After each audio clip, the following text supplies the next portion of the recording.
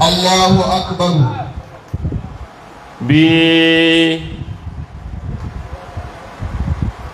a bá ma Ọlọ́run a máa látara àwọn tí wọ́n súnmọ́. Insha Allah. Wa kullu qarini bil muqarani yaqtadi. Insha Allah. Kò sì sí ohun tó ń láyé tí yóò fojú rí Ọlọ́run àmọ́ máa rí àwọn àyàt tí ó máa túmọ̀ wípé Ọlọ́run náà ni Ọlọ́run. Wa fi kulli shay'in lahu aya tadullu ala annahu wahidun. Ayé tí a wà yìí ìyá ayé ni ummul amakin. Òun náà sì ni ìyá gbogbo Markaz. Tí Ọlọ́run bá pè Makka ní ummul qura ó ní gáràdì tó jí ó pè bẹ́ẹ̀ ló fi jásí wípé gbogbo orílẹ̀ ayé pátá ìyẹ̀pẹ̀ Makka ni òun ni ìyẹ̀pẹ̀ tọ́lọ́lá jù ní gbogbo ayé. Lẹ́yìn rẹ̀ òun ni ìyẹ̀pẹ̀ Madina ibi asanda Muhammad sí òun ló wà ní rútùbà Dhaniya. Àìsè máa wá yọ àwọn àyè kọ̀ọ̀kan nínú àwọn àyè tá a máa yọ ní Ìlọrin wà. Bẹ́ẹ̀yàn bá wọ̀ lọ́rin bá bu yẹ̀pẹ̀ bẹ̀ alibarika ló bù ní. Gbogbo bi tí a mi Ìlọrin bá wà bẹ́ẹ̀yàn bá débẹ̀ bu yẹ̀pẹ̀ níyà yín bí a wà yìí kọ́mọ wí pé òun bu yẹ̀pẹ̀ lẹ́kọ̀ọ́ kọ́ sọ pé òun bu yẹ̀pẹ̀ lọ́rin.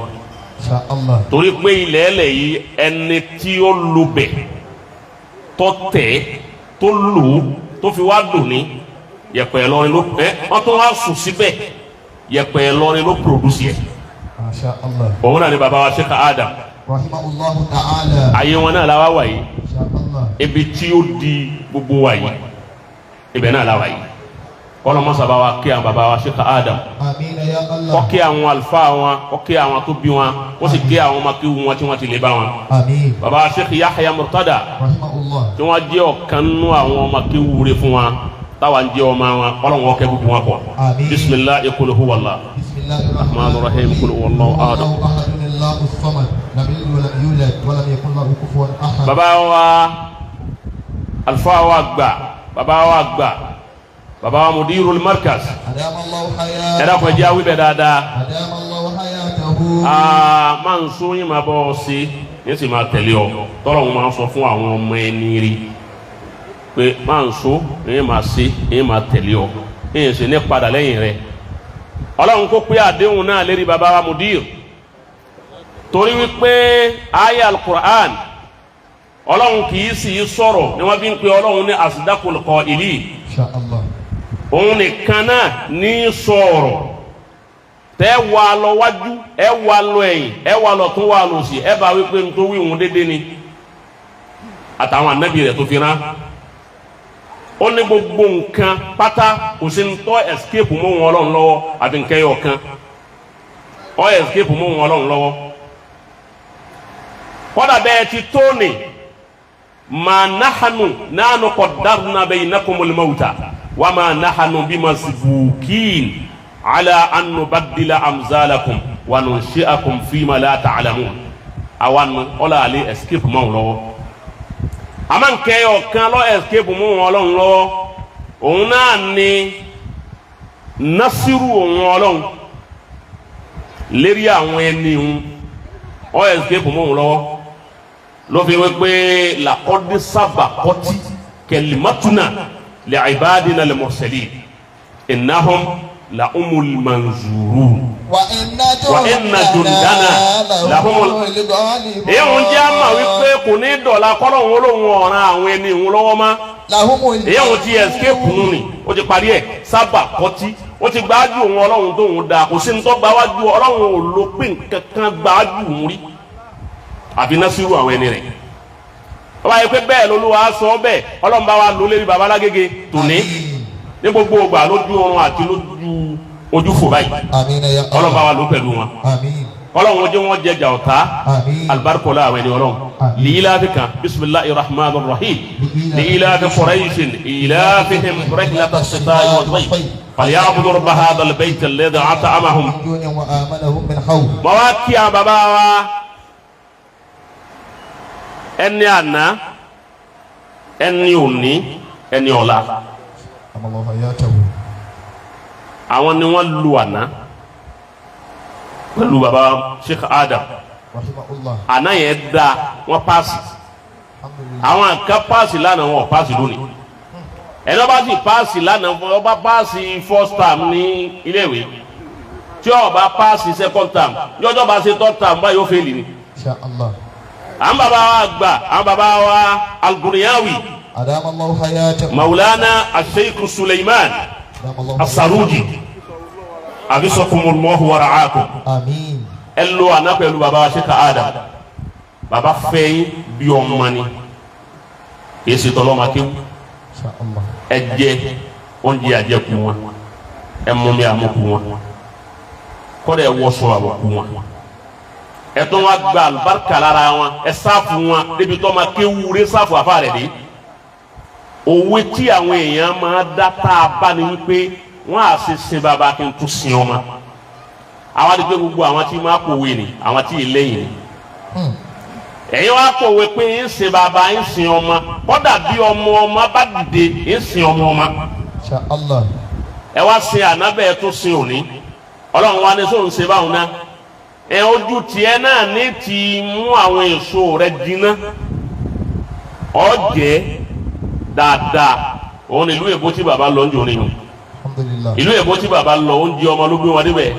àlùbáríkà bàbá Sheikh Adam الحمد لله. nígbà tẹ dúró dáa gbogbo ntí ẹni tí ó kó wọn ò ní sáfù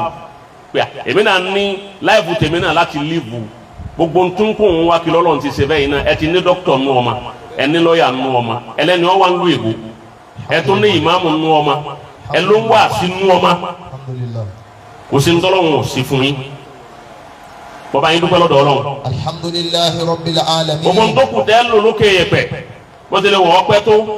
ọlọ́mọdé padà sí ibú ọgbà àmọ́ yín lọ́wọ́ آمين يا الله. ẹ dàpọ̀ ẹjẹ́ sẹ́ àmì fún wa lẹ́ẹ̀kan náà آمين يا ọlá الله. Muhammad Rasulullah صلى الله عليه وسلم. aki wọn bẹ́ẹ̀ aki gbogbo àwọn baba bẹ́ẹ̀ baba wa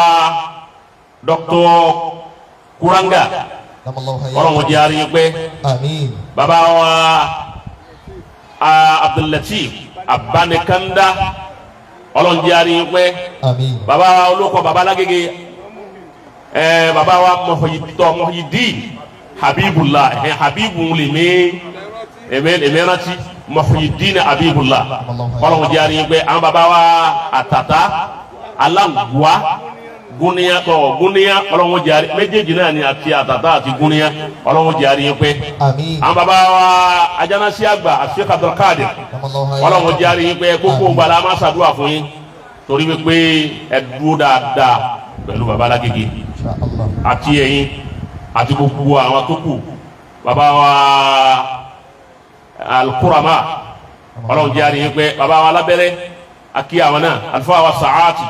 àlùfáà wa Lábòtó àlùfáà wa Sheikh Salman Suleiman ọlọ́run jẹ́ kí àárín pẹ́ آمين. àkí gbogbo ẹ̀yin àlùfáà àkí àwọn àlùfáà wa ní abẹ́ tẹ́ǹtì yín àyè gbogbo yín pátá iná àlàkí gbogbo arkad àkí gbogbo yín a sì kí àwọn tí wọ́n jẹ́ rúkúnù ẹlẹ́ẹ̀karùn àbí tọ́ division 5 tí wọ́n ń jẹ́ Ìlọrin tí wọ́n pè wá wípé kí àwa sọ̀rọ̀ ọlọ́run mọ́bìlẹ̀ yìí sàṣìmọ́ fún yín آمين. àkí gbogbo tí ń jẹ́ nìkọ́ bá Markaz yìí àkí ayha tedris àkí gbogbo àwọn àlùfáà gbogbo àwọn tó kù gbogbo wọn bẹ́ẹ̀ lákì àlùfáà wa rọ́ọ̀ì ọlọ́run mọ́sàbá wa dúró tì yín آمين. alibarikola àwọn ẹni ọlọ́run آمين. àkí àlùfáà wa bàbá wa Apana أدام الله حياته. wọn ní yàtọ̀ bí àwọn wọn nínú jama Atayese ni wọn wà ọlọ́run kọ́ wọlé àyà náà ọlọ́run jẹ́ débi tẹ̀ lọ آمين. má jẹ́ nǹkan kan da yín lọ́nà آمين. ọlá àwọn ẹni ọlọ́run آمين. ọlá Muhammad Rasulullah صلى الله عليه وسلم. alfa wa Sheikh Sirajuddin tí wọ́n jẹ́ chairman gbogbo àwọn division 5 kí Ọlọ́run jẹ́ àníyàn pé Àmín. bàbá wa olórí ọmọ Ìlọrin akí àwọn náà akí gbogbo ẹ̀yà wa lápapọ̀ akí gbogbo ẹni tí kíkí wa ò dọ́dọ̀ wọn àtàwọn tí ń dọ́dọ̀ wọn táyọ̀gbà wa àti dákọ̀ wọn àlùfáà ọmọ méjì akí yín púpọ̀ akí gbogbo jama wípé assalamu alaikum wa rahmatullahi wa barakatuh. Wa alaikum assalam wa rahmatullahi wa barakatuh. Bí wọ́n bá pè èèyàn ní ààyè ńlá ìyá máa wá wo kí ni ọ̀rọ̀ tí èèyàn sọ tó lè gbé ààyè náà. Kò sí ọ̀rọ̀ tá a lè sọ mú ọgbà yìí tí ó ju ọgbà yìí lọ àbí yìí tí ò ní tó. Insha Allah. Gbogbo ń tọ́ ọba mọ̀ wíyà yìí ibi tí ó tọ́ gbogbo alẹ́ nu rèé. Insha Allah. Àmọ́ tí baba Sheikh Adamu ṣe fọlọ́ tó fi jáde pé kò sí ọmọ Markaz kan táhàn rẹ̀ ọlọ́. Alhamdulillah. Wahalul uqdatan min lidhani yafqahu qawli. Farabalẹ̀ kọ́ra àbáwọ̀ bá lọ ní wíbẹ̀. Wọ́n lé ọmọ Markaz wọn ní gbogbo bí ẹ bá dé kẹ́ ẹ má ti sùn kẹ́ ẹ má ti dàpọ̀ pé Markaz ní bẹ́ẹ̀ bá ti sọ̀rọ̀ bàbá ọba lọ ní a ti mọ̀ pé ọmọ kí o ṣe Adamu ni. Insha Allah. Èyí tọ́lọ̀ ń ṣe fún baba Sheikh Adamu. Èmi sì gbà wípé bàbá yẹ kọ́lọ̀ ń bá tiẹ̀ mọ̀ àbábá jẹ́ mọ̀ òhù lóòótọ́ wọ́n ṣiṣẹ́ tọ́ mọ́híbà yẹn ni. Insha Allah. Mọ́híbà téèyàn ọba ṣiṣẹ́ tọ́ ìwọ nìkan ló lò wọ́n bá ti kú òun bẹ́ẹ̀ lómi ò ní nílò. Bàbá wa ṣiṣẹ́ tọ̀ wípé gbogbo ohun tí ń bá kọ́ kí wọ́n máa rí orí pa mi lára wọn Ọlọ́run sì ṣe bẹ́ẹ̀ irú ẹ̀ nírú wa yìí náà bá ń bá ń wí táwọn èèyàn ń wí pé ọmọ Jaqmal ẹnu rẹ̀ dùn bẹ́ẹ̀ ni bàbá tó kọ́ wa ni wọ́n dùn lẹ́nu ni wọ́n tọ́ àwọn àfáà tiwa hàn wọn làwọn àfáà wa tọ́ àwa náà hàn. Alhamdulillah. wọ́n á wo ọ̀rọ̀ wọn ni mo fẹ́ sọ wọ́n á rí wípé nǹkan kan dààmú làákà yìí ni kí ni nǹkan náà ni pé èéṣe tíṣe Adamu kú ní 30 ọdún àtọdún méjì báyìí èéṣe tí ariwo wọn ò kú èéṣe tí ariwo wọn ń pọ̀ sí lẹ́yìn wọn jùgbà tí wọ́n ń bẹ láyé lọ. bá a bá sí méjì aláàárọ̀ Adamu bọ́ ọ bá fẹ́ sùn lálẹ́ àyẹ́sàárì nǹkan kan sọ nípa Sheikh Adamu lójúmọ́ láyé Insha Allah. àtẹni tí ó bù àtẹni tí ó yìn bẹ́ẹ̀ yẹn bá tiẹ̀ ń bú yàn lérí mẹ́díà ẹjẹ́ kí ẹni wọ́n ń bú lérí mẹ́díà ń bẹ láyé ni kọ́dà bó ti kú tí wọ́n ń bú lérí mẹ́díà kò kú nù ni Insha Allah. tọ́lá ni ó kú lẹ́ni títí kírù rẹ̀ kú. Ewa ṣe tí wàhálà wa pọ̀ lérí mẹ́díà Sheikh Adamu mudiru ha àwọn tún dé o àwọn ọmọ Markaz bẹ́ẹ̀ bá ti ń gbọ́ sí Adamu ẹ máa gbọ́ mudiru ẹ máa ní àwọn Markaz o èyí ṣe kú rí bẹ́ẹ̀ akramakumullah mo wá ṣe báhásù lórí ẹ̀ mo ṣiṣẹ́ lórí ẹ̀ mo wá bá a wípé ìran mẹ́ta iná làfà. Insha Allah. Aya méjì ọ̀kan gbé wá tú ọ̀kan èyí tí èyí tó hàn àti èyí tí ó hàn tọ́já sí pé ìtumọ̀ kan náà ní méjèèjì ń tú. ìran mẹ́ta làáfà a'udhu billahi minash shaitanir rajim. بسم الله الرحمن الرحيم أعوذ بالله من الشيطان الرجيم بسم الله الرحمن الرحيم تبارك الذي جعل في السماء بروجا وجعل فيها سراجا وقمرا منيرا تبارك الذي جعل في السماء بروجا Ọlọ́run ní tabaraka ọmọ gàdé bíi tẹnìkan ọ̀gádé tabaraka ọ̀gádé bíi tẹnìkan ò lè dé bí o tí ò lè dé bí tọ́ wà. Ta ló ń tọ̀hún alladhi ja'ala fi sama'i buruja. ẹni tó fi àwọn jẹ́ ma pé sàmáwù gbogbo wa la ma pé ń tọ́ ga iná nu bàbá lo sàmáwù fún yà ẹni ò ga láyé nu àwọn gíga ni mo wá pín wọn Ọlọ́run wá pín wọn sí mẹ́ta láwọn àfa tọ́ra àwọn àfa náà lọ ga jù lẹ́yìn àwọn anábì Ọlọ́run ìpín mẹ́ta ni wọ́n àwọn kan bẹ nínú wọn tó jẹ́ wípé burujan ni wọ́n àwọn ìràwọ̀ iná làwọn ìjọ wọn ń bẹ láyé wọn lo burújí láyé wọn wá pé àfa náà ní burújí àfa náà ní burújí.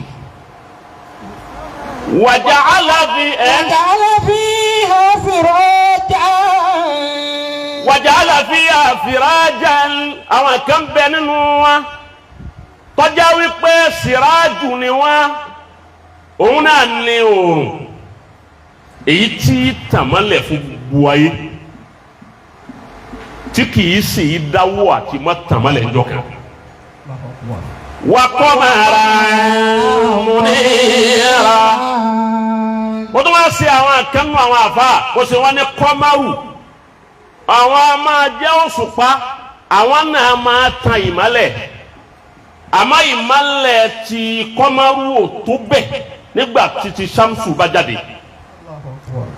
burújí ọ̀wá gbọ́dọ̀ súnmọ́ kọ́mọ́rù bèlè tí ó lé Ṣámsù bá àwọn mẹ́tẹ̀ẹ̀ta wọn èéṣe tí burújí tábàlẹ̀ yẹn ń lo burújí láyé yóò máa lo àmọ́ kò ní lò dalẹ̀ oní burújí yẹn lò dalẹ̀ oní kọ́mọ́rù wọn fi òṣùpá rẹ̀ tàn wọn ní burújí yẹn lòmíì tàn kò ní lò dalẹ̀ àmọ́ kọ́mọ́rù òun lè lò dalẹ̀ kò ní sẹ́kù fọ́mà àmọ́ Ṣámsù bọ́ba lu ọmọ olù ọmọ olù ọmọ olù nkìtọ́ wù ní báwò láyé kàtígórì mẹ́ta wọn. èé wá ṣe tí burújí ó fi dalẹ̀ èé ṣe tí kọ́márù tọ́ dalẹ̀ tí ó sẹ́kù fọ́mà èé ṣe tí Ṣámsù tóun fi wá di ti àwọn àrọ́mọdọ́ máa ń jogún ẹ̀. òun láyà tí ń sọ wípé thumma awrasna al-kitaba alladhina istafayna min ibadina down ومنهم مقتصد ومنهم سابق بالخيرات بإذن الله ذلك هو الفضل الكبير.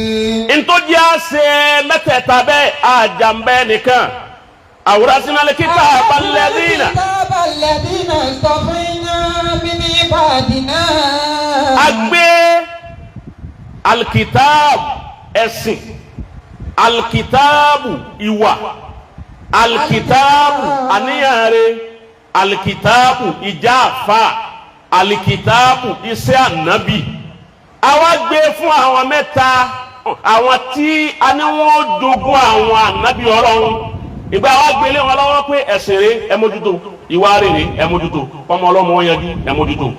kí Islam ọmọ bàjẹ́ ẹ mójútó mímárì ẹ mójútó iṣẹ́ ànábì ni ẹ mójútó. àwa gbélé wọn lọ́wọ́ wọn wá pínra wọn sí mẹ́ta fàmì ní wọn. zalimun li nafsihi. minhum ń bẹ nínú wọn zalimun li nafsihi. ẹni ó ṣàbòsí fún ara rẹ̀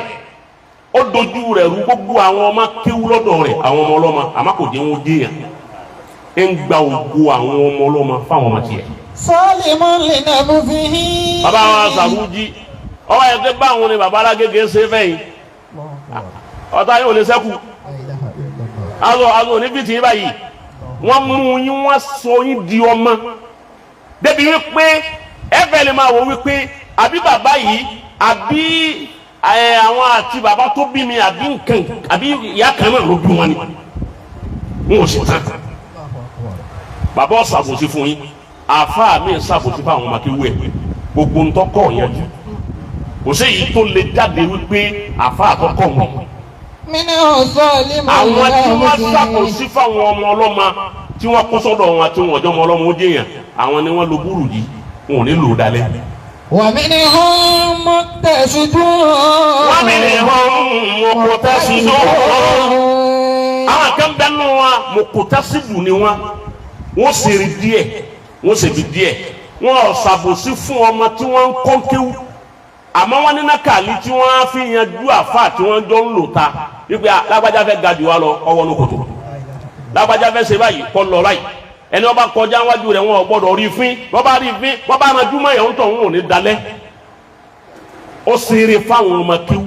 àmọ́ ṣàbùrú fún àwọn ẹlòmíì ọlọ́run lẹ́yìn wọ́n fọ eré tì í lọ díẹ̀ tó bá ti kú tán ọ̀parí náà kò ní sẹ́kù àwọn ni wọ́n lo kọ̀mọ́rù wàbí ni hàn kúta bíbélà ìlera tèmi àwọn tí wọ́n wá gbà wájú pẹ̀lú khairat ẹ̀wọ̀n nǹkan ọlọ́run ò ní khairu ẹ̀yọ̀ ká khairat wọ́n ṣe oore fa débi tí wọ́n mọ bí wọ́n ṣe oore dé ma bí izinillah ìsìn ọlọ́run ni àwọn ni wọ́n ń lo ṣàmùsíyà àwọn yìí ń ní sẹ́kù níbẹ̀ mo ti rí àyà yìí ló jẹ́ rí wípé ṣàmùsíyà ni Sheikh Adamu yìí ṣe kọ̀mọ̀ríyà torí pé dálíkà wà lọ́kọ́dúnrún kẹbí ọlá ẹni tó bá lè mí sí gbogbo èèyàn la tó fa ọmọ ọlọ́mọ sókè tó fa àwọn dìde ọyá ìwọ̀n dìde ó wá gbàgbé tara rẹ̀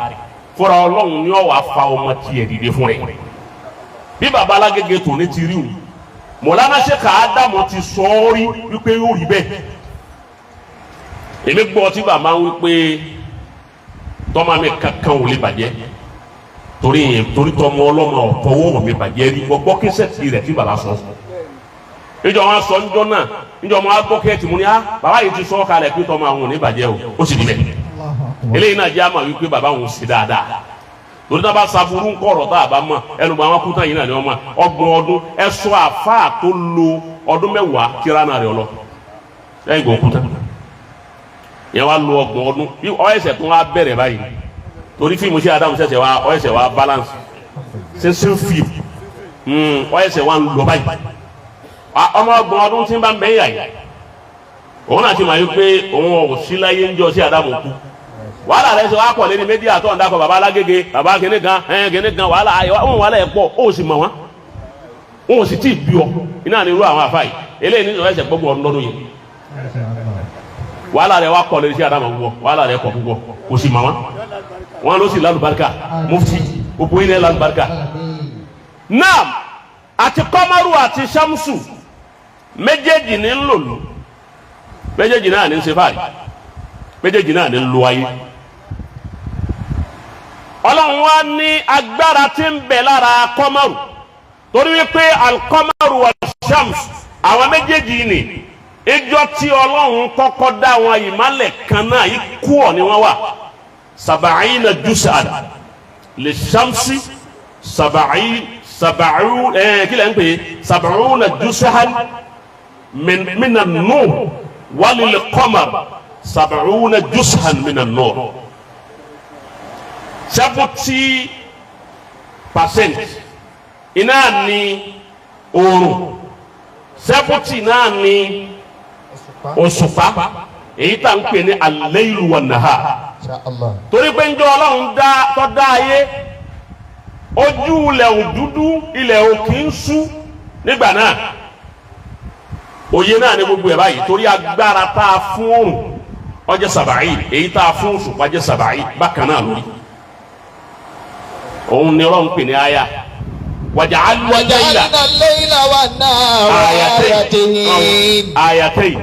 àwọn méjèèjì bákan náà la ṣe wọn jọ mọ́lẹ̀ bákan náà ìgbà tó wáyé afamahawna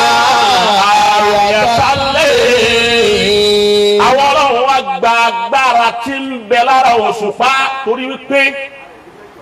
ọlọ́run padà mahalọ́ọ̀ 69 min nuril qamar wa dammahu ila nuri shams wa shamsu ala 139 juz'an wal qamaru ala juz'in wahid. nígbà tọ́lọ́run gba agbára ọgbà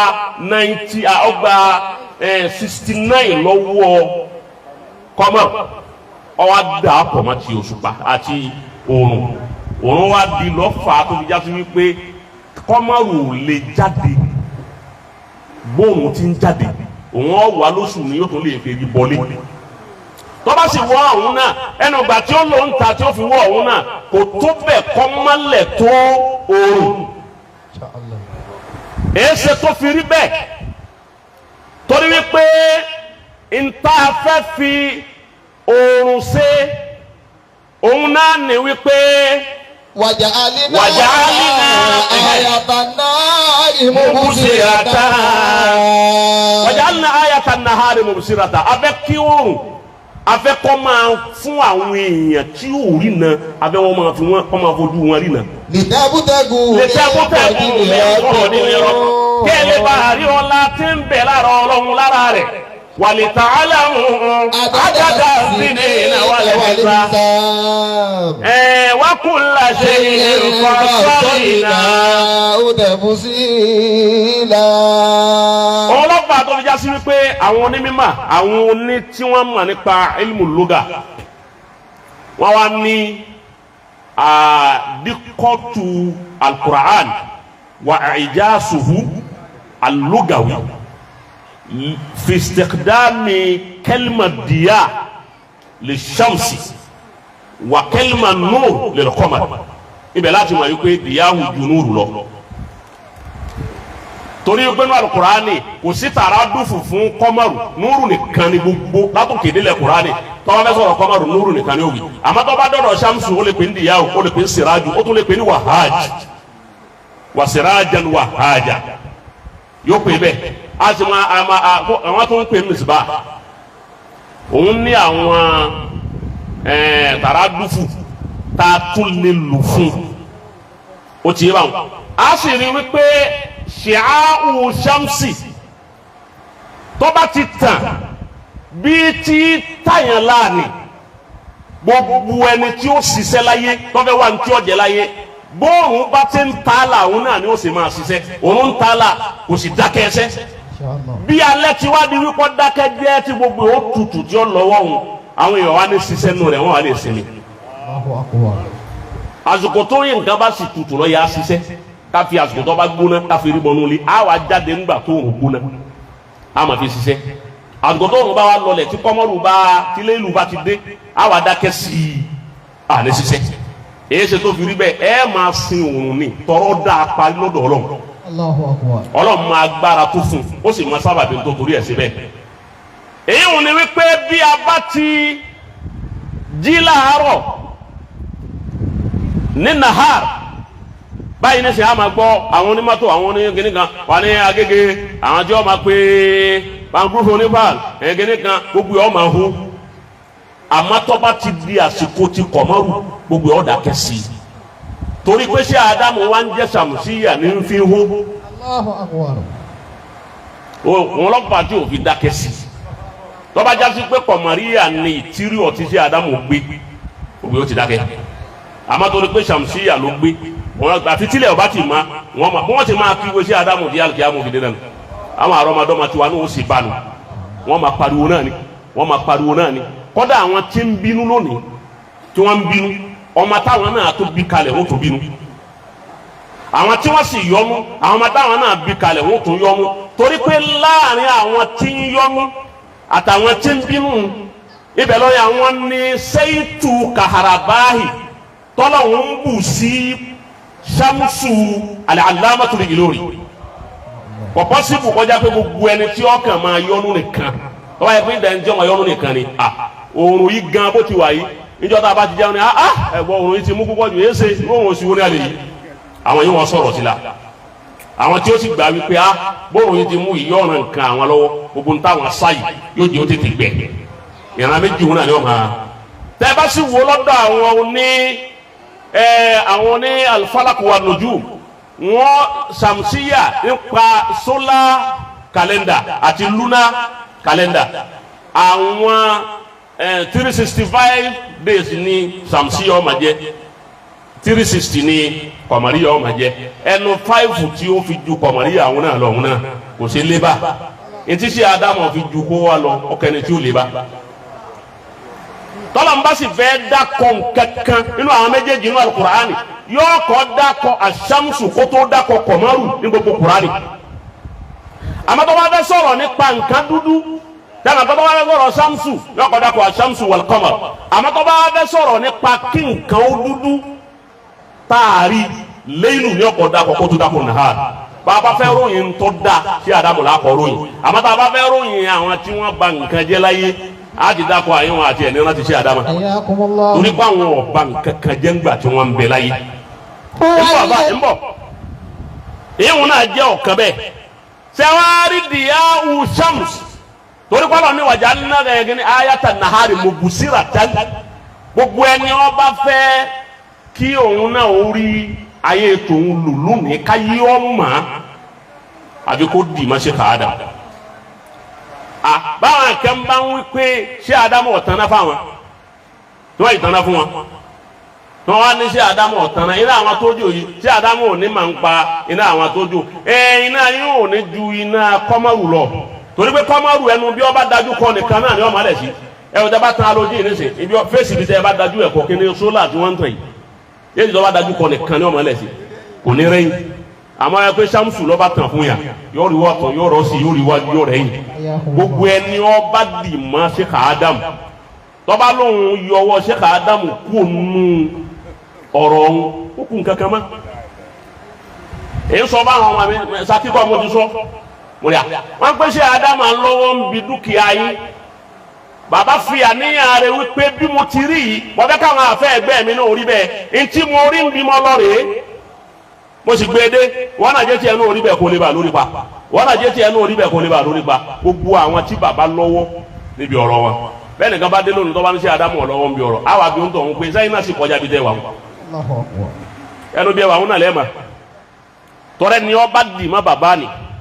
yọ tàn káàkiri ayé ẹ jẹ́ kẹ́nìkan jáde méjì àníṣe kó kọrin kí iṣẹ́ Ádámù níṣe ẹ máa rí àwọn èèyàn wọ́n ti fi ojú rẹ̀ gbogbo bá wá ti pàdé rẹ̀ ó ti máa ní ọmọ àwọn tó kì í ṣe Ádámù ọmọ àwọn tó kì í ṣe Ádámù ọmọ àwọn tó kì í ṣe Ádámù kò sí àfitọ́ ọba dákọ̀ Sheikh Ádámù lójúmọ́ kí wọn náà tó mọ̀ wípé ọ̀dà àbíkọ́ lọ́hùn wọ́n ti ẹ̀ tẹ́sí ẹ̀ o ọmọ wa kan bẹ tọ́wọ́ dọ̀ Baba Agege ń jò ní ti ọmọ àlùfáà wa Sheikhul Jawhari ọmọ ìkìláàsì àbí àlùfáà Sheikhul Jawhari tí wọ́n ń jẹ́ ọmọ Sheikh Yahya lókè Agodi òun lọ ọ̀dọ́ lọ́jọ́ kéwù níjọ́ tá a wá ń ṣe àlè lórí ńlọrin èmi ò sì máa ní wọ́n bá ní ọmọ yìí lóun kọrin fún Sheikh Ádámù àti Baba Agege tòní wọ́n ní àsìkò yìí ti lọ lágbè kí ní fáwọn wá sí ẹ fún 2 minutes nítorí wí fún Sheikh Ádámù ká gbọ́ nígbà àwọn adùnkìní ọ̀hún sí tọ́ bẹ̀rẹ̀ wọ́n kálukú ọmọ ìgbà tó ń dìde tí gbogbo wa àwọn náà dààmú bóni náà ṣe dòtó láti ọjọ́ ọ̀hún lọ́mọ àwọn ti rí i wípé ogun tó ń lò ó bọ̀ tẹ́lẹ̀ nkùnlé ayé lọ́wọ́ ọ ẹsẹ̀ wa bọ́ sí gbangba ayé wọ́n á sọ fún jọ́nà mo ní máa ṣe o ó ní kí wọ́n ti ṣe tẹ́ ẹ̀dẹ́wájú Baba Agege tó ní ni agbámọ́padà lé ní méjì àtọ́wá akramakumullah tí bàbá ṣàdúrà fún ayé rẹ ti bẹ̀rẹ̀ sí tuntun sí nísì tẹ́wárí dédé ó ti ra mọ́tò tọ̀ wọn ló ti ra mọ́tò lẹ́nu ojú òní bàbá wa tò ní Ṣàmùsíyà làwọn náà òun lọ́pàá tó jẹ́ pé ariwo tiwọn náà gbogbo ìgbà torí wípé ntìrí tí Baba Agege tà náà lò ní bàbá tó ní yìí náà lò ìgbà míì ọmọ bàbá jẹ́ Ṣàmùsíyà kọ́ ọmọ jẹ́ Kọ̀mọ̀ríyà bí bàbá bá jẹ́ Ṣàmùsíyà tó ń bá jẹ́ Kọ̀mọ̀ríyà ọmọ ò ní rí lò àmọ́ àwọn èèyàn ọmọ ṣèkìtì bá sùn dìyàhù ti bàbá yọ wá já sí pé àwọn ọmọ kéwù nìkan ni wọ́n di èèyàn ọmọ arú ẹni bẹ́ẹ̀ ò ní di èèyàn àwọn àyàn pé ntí bàbá náà gbé wa ọ̀rọ̀ bàbá amúdírò yẹn sọ̀rọ̀ wípé ọkàn jọ máa ṣe Ádámù lásán àwọn náà gbé ìtírí ọ̀tọ̀ dá wa látọ̀dọ̀ Ọlọ́run ni kò pọ́sibù bẹ́ẹ̀ ọba gbé ntọ́ dá wa ayé bàbá yìí sọ̀rọ̀ òjòkó Sheikh Ádámù ó sọ̀rọ̀ òjòkó òde tọ́lọ̀ tó wá ṣe fún wọn ni pé gbogbo tí wọ́n wá bí pátá ládàáfà tí kò wá sí dámì láyé orí ńlá ni Ọlọ́run kọ́ wọlé eléyìí náà bàbá mójútó bàbá mùdírù lónìí. Àmín. Níbi àdíìsì Abu Huraira níjọ́ kan Abu Huraira ń kọjá lọ lọ́jà Madina. Fawaqafa alayha. Ó dúró láàrin ọjà. Faqala ya ahla suq. Ó lẹ́yìn ara ọjà. Ma a'jazakum. Èsì yín tẹ̀ ń jòkó tẹ̀ ń tajà èsì tẹ̀ ń jòkó tẹ̀ ń siri èsì tẹ̀ ń jòkó tẹ̀ ń sọ̀rọ̀ èsì tẹ̀ sẹ́yìn ò dìde ẹ dìde wọ́n ní kí ló dé وما ذلك يا أبا هريرة wọ́n Abu Hurairah kí ló dé tá kú lọ́jà. قال ميراث رسول الله يقسم وأنتم هؤلاء wọ́n ní wọ́n ń pín ogún ànábì lọ́wọ́ èyí wá jòkó yà yẹ ẹ̀ wá ń ṣeré. ألا تذهبون فتأخذون ألا تذهبون فتأخذون نصيبكم فيه. èyí ṣẹta yìí náà lọ́kẹ́ lọ lè mú ogún tí ẹ̀wọ̀n kan wọ́n ní wọ́n ń pín ogún ànábì ẹ dákun tó ní ọlọ́run àwọn akẹ́ ogún ànábì ṣe kà wọ́n arọ ọjà sínú mírásù tí wọ́n máa pín ogún fún arọ ọjà wọ́n èpín ogún fún arọ ọjà àwọn náà wà á rántí wípé wọ́n èpín ogún fún arọ ọjà ó kálukú bá dìde. قالوا وأين هو يا أبا wọ́n ní هريرة kò ní ogún ànábì wà ká lè mú tiwa. قال في المسجد ó ní bẹ́ẹ̀ mọ́sálásí ànábì Mádínà. فخرجوا gbogbo سراعا wọn bá jáde kíákíá. فوقف أبو هريرة لهم Abu حتى Hurairah wá ní رجعوا ìjòkó báyìí tí gbogbo wọn fi dé kó bá lùkọ́ gbé ogún tiẹ̀ wá kí n rí. فقال لهم ما لكم nígbà wọn darí dé ẹni ó rojú ẹni tí ń pòṣe ẹni tí ń bínú Abu Hurairah ni èsì tí wọ́n rojú èsì tí wọ́n ń pòṣe èsì tí wọ́n ń bínú. فقالوا يا أبا wọ́n ní wọ́n Abu Hurairah ọ̀dààmú wa púpọ̀ قد ó fi wá أتينا sàwẹ́ wa المسجد ó fi wá sàwẹ́ wa adé wọ́n kí ni. قد أتينا المسجد èwo ni jẹ́ báwọn. قد أتينا المسجد àtẹ̀yìn náà lọ́wọ́ àlùmù wọn kọ́ bí wọn ti ń gbọ́ ti rí wọn ọmọ yìí pé akátọ̀ kìtàbà máa wà. قد أتانا المسجد àtẹ̀yìn náà. قد أتينا مسجدا ibi bíi bàbá yìí nínú ọlá akọ wà lágége ni ó jiná akramakumullah ọmọ Ṣéwù Yàyà ló bèrè òun ọ̀yà tó bí òun ọmọ Ṣéwù Yàyà ni wa èso Ṣéwù Yàyà táwa náà fẹ́ lọ́dọ̀ tiwa ní alibarika òun lọ́pọ̀ òun lẹ̀ alibarika Ṣéwù Yàyà wa náà alibarika àwọn tó bí àwa náà ọlọ́wọ́n jáde yẹn bẹ́ òun náà tó mẹ́mẹ́ mọ́ á ní wọ́n máa bọ̀ wá sí ààyè bàbá yà rẹ̀ náà. قد أتينا مسجدا adé masalasi Madina. فدخلنا فيه àwa wọlé. فلم نر شيئا àárín kẹkẹ ogun tó ní alẹ́ mú àrògùn kan àwa ni kò ń fi wá sáwẹ́ wa ni. فقال لهم Abu أبو Hurairah ní هريرة kílẹ̀ wa bá ń bẹ̀ ńgbà tẹ́ ẹ̀rọ̀gùn. وما رأيتم في المسجد أحدا قالوا بلى رأينا قوما يصلون a kàn báwọn kan tí wọ́n ń kírun lọ́wọ́ àwa náà báwọn kírun o. وقوما يقرؤون a sì القرآن báwọn kan àwọn ti kírun tán wọ́n ń tọ Kùránì wọ́n ń ṣe tìláwà a sì jókòó tì wọ́n àwọn náà báwọn ké Sūrā Yāsīn akétọ́ ha lójà máa bọ̀ wá ní tó jẹ́ apẹ́ ká tó dé yàyí nù. Abu وقوما Hurairah يتذاكرون الحلال a والحرام sì ráwọn kan tí wọ́n ń sọ̀rọ̀ fíkíw فقال wọ́n sọ̀rọ̀ àwọn لهم fíkíw wọ́n sọ̀rọ̀ àlàálí àti haram Abu Hurairah wa ni wípé ويحكم فذلك ميراث النبي wàyẹ̀hákùn ó ṣe fún yín wàyẹ̀hákùn nílà ká yìí wàyẹ̀hákùn dáǹkà gidi ma. ويحكم tẹ́ẹ̀rí àwọn tí ń kírun àtàwọn tí ń tọ Kùránì àtàwọn tí ń gbé fíkíwù ni fadhalika mīrāthu ميراث rasūl النبي ogun tá nàbì filẹ̀ tí mo ní kó ń kálukú ó lè mú un. nígbà yìí ti débẹ̀ tẹ́ ti tìláwà tẹ́yìn náà ti kírun tẹ́yìn ti dún ẹ̀yìn náà ti mú ogun.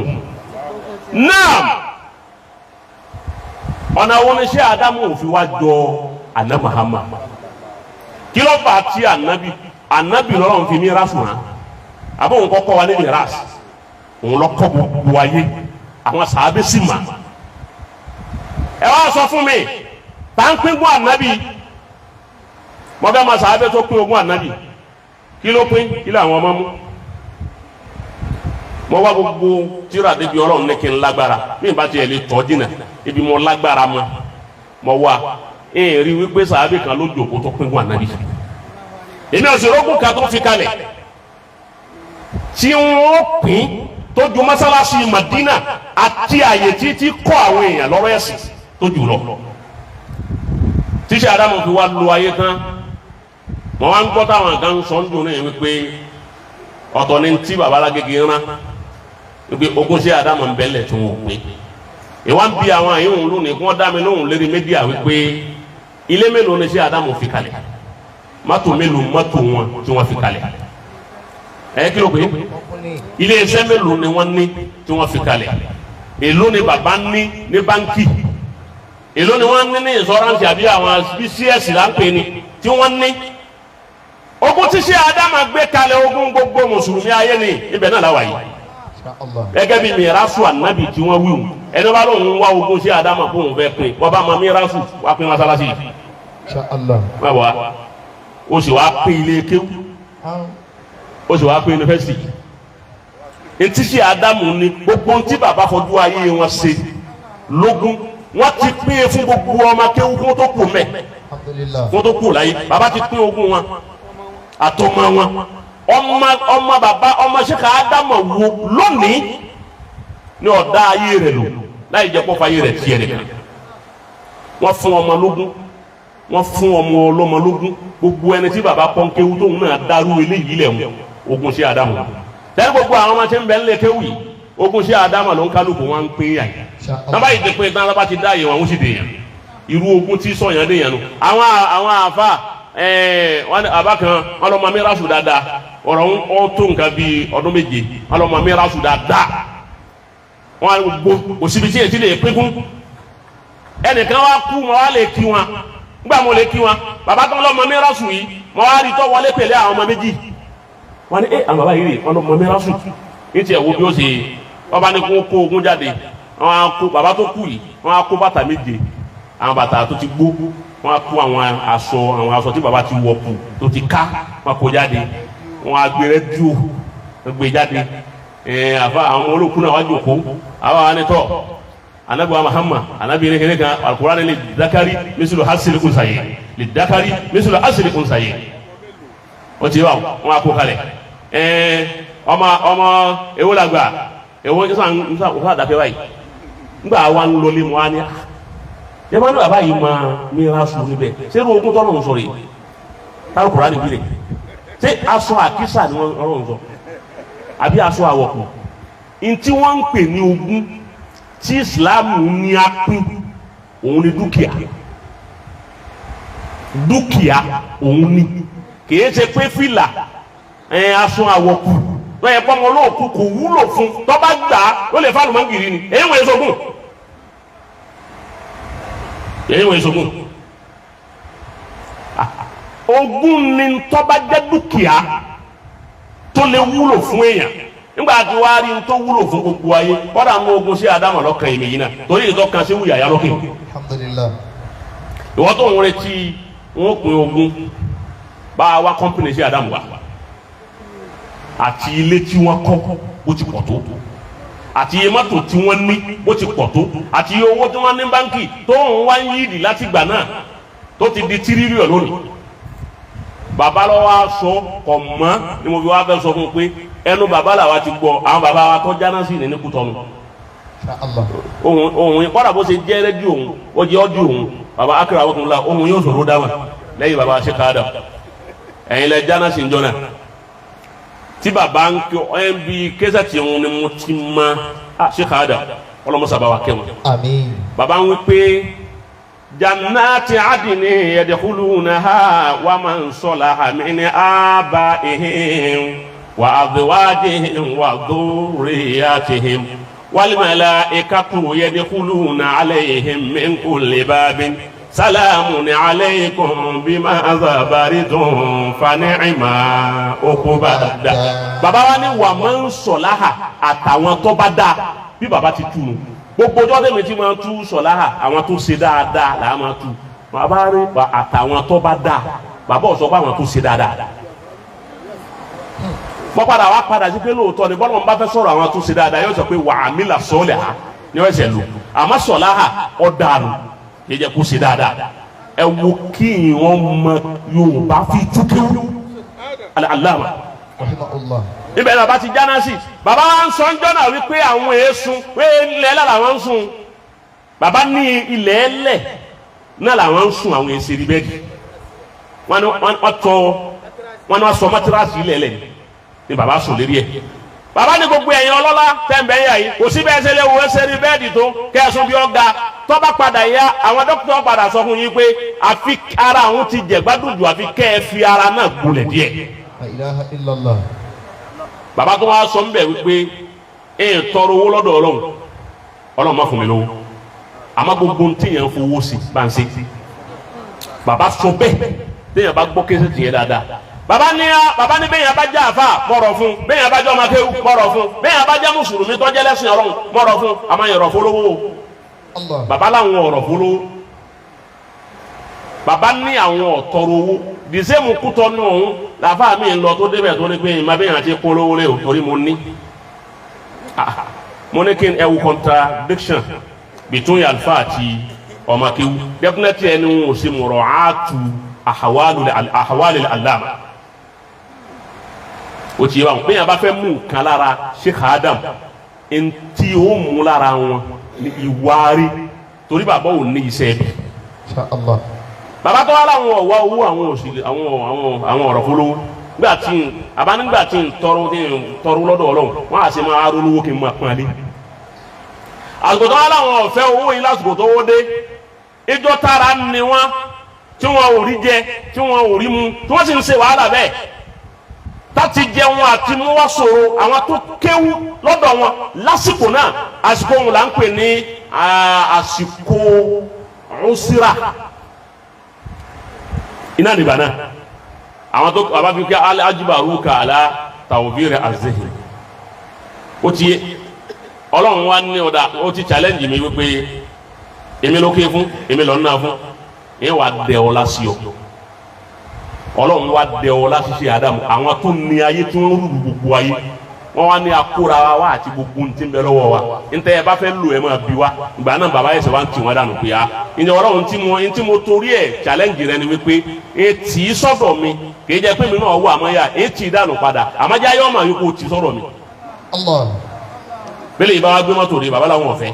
bẹ́lẹ̀ yìí bá gbówó dé bàbá làwọn ọ̀fẹ́ bàbá yẹsẹ̀ wá ń ti gbogbo ẹ̀ dànù lẹ́yìn ìgbà tó sọ̀kọ̀ fún wa. nísìnyí Ọlọ́run sọ̀kọ̀ rẹ̀ bá wa àwa ń lu ni à ń lu lẹ́gbẹ̀ẹ́ à ń lu lókè à ń lu ńlẹ̀ à ń fa nífàkúfà. báwo la ṣe wá jọ sí Ádámà bẹ́ẹ̀ èyí ní parí ọ̀rọ̀ òun ni wípé ìṣẹ̀dá Sheikh Ádámù yàtọ̀ fún ìṣẹ̀dá kó wá ẹnìkan má ṣàfarawé bẹ́yàn lóun fẹ́ ní màbí Sheikh Ádámù yọ̀ yàwé kò sí ìlíàmù tó lè lò bàbá kan lọ sọ bẹ́ẹ̀ njọ́ tó máa kẹ́ wá ìlíàmù lọ́dọ̀ wọn àwọn ọmọlẹ́kẹ́ ọwọ́ ni kó lè kó àfa tó fẹ́ ní màbí rẹ̀ ọwọ́ kó àwọn àfa kan wọ́n tún mẹ́ta ọwọ́ kó Sheikh Ádámù last ọwọ́ ni ẹ máa kà tára àfa àkọ́kọ́ ọ̀dàkọ̀ ẹ̀ ọlọ́dàbàmù tani kejì ọ̀dàkọ̀ ẹ̀ ọlọ́dàbàmù tani kẹta ọ̀dàkọ̀ ẹ̀ ọ̀nù àwọn mẹ́rin ẹ̀ tún padà lọ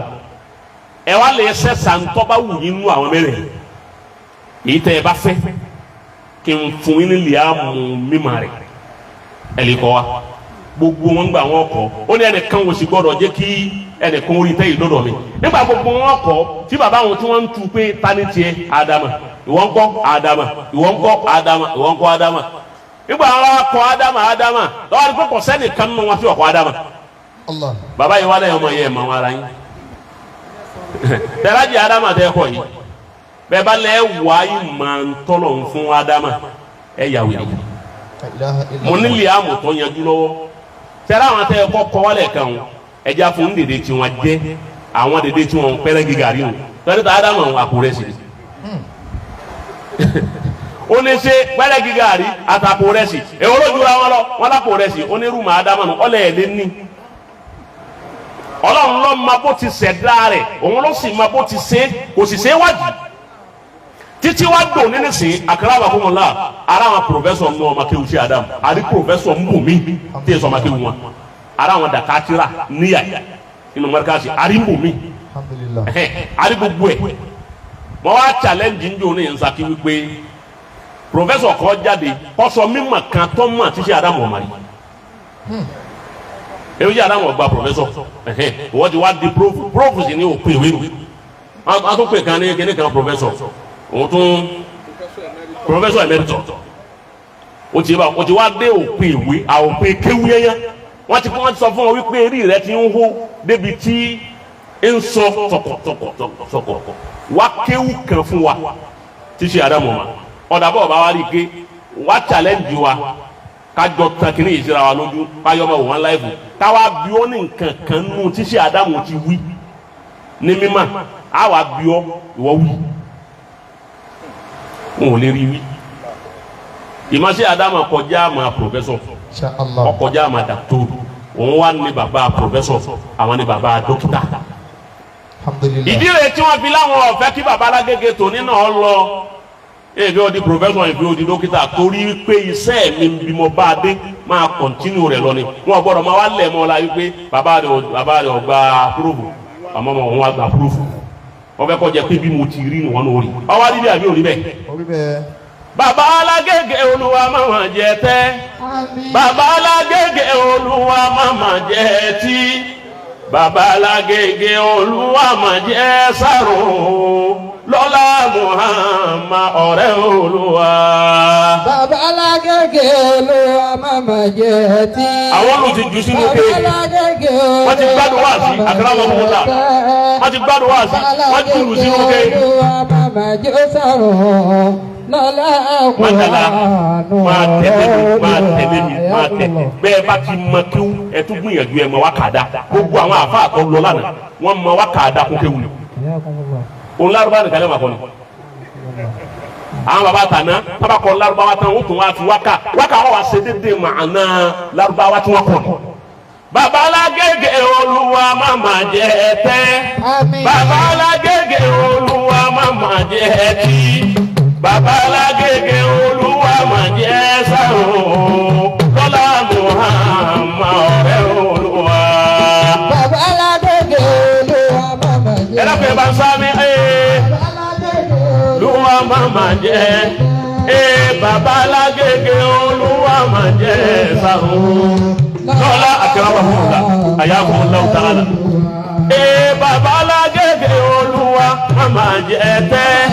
Bàbá Alágége Olúwa máma jẹ tí Bàbá Alágége Olúwa máa jẹ sàmú lọ́lá Muhammad ọ̀rẹ́ Olúwa. Ayakallahu ta'ala. Akramakumullah. Akramakumullah. Allah Baba Husaina Baba Husaina rè ọmọ Bàbá Alágége ọlọ́wọ́ bàbá kun yẹn jèrè rẹ̀ ọmọ náà ẹ rò pé bàbá Mudiru ló bí ọmọ òun bàbá Mudiru náà ló bí àwọn ni bàbá rẹ̀ wọ́n fẹ́ràn bàbá náà púpọ̀ bàbá yín dúpẹ́ tí ẹ̀yin bí ọmọ rẹ̀ tọ́gbọ́ tí yín tí sì ń lọ bí tẹ̀ ń lọ kò tí ì jáde lé kéwù kọ́dà ń jọ sàádà rẹ̀ ó ti sọ kalẹ̀ wípé òun fẹ́ kí n wá èsì wá ọlọ́run já máa bẹ̀ àti wá máa fún mu la. Bàbá Alágége Olúwa máma jẹ bíbẹ̀ Bàbá Alágége Olúwa àyàkàlà Bàbá Alágége àyàkùmùlà ẹ bọ́ bínú ẹ̀ dákun tó rárá kò sí bínú. Allahumma harihu manahara balimudira gbogbo ẹ̀dá bó bá lóko tàbí àpò Bàbá Alágége Olúwa bá adájú ìjà fún wa manahara ya halika limudira Allahumma halikiu ẹni bá lóun fẹ́ pa Bàbá Alágége wa manahara yudamira ubadamiro ẹni bá lóun fẹ́ yí ikú ọ̀rọ̀ Bàbá Alágége wa manahara bilimudiru suwan gbogbo ẹni bá lérò òkú sí Bàbá Alágége wa manahara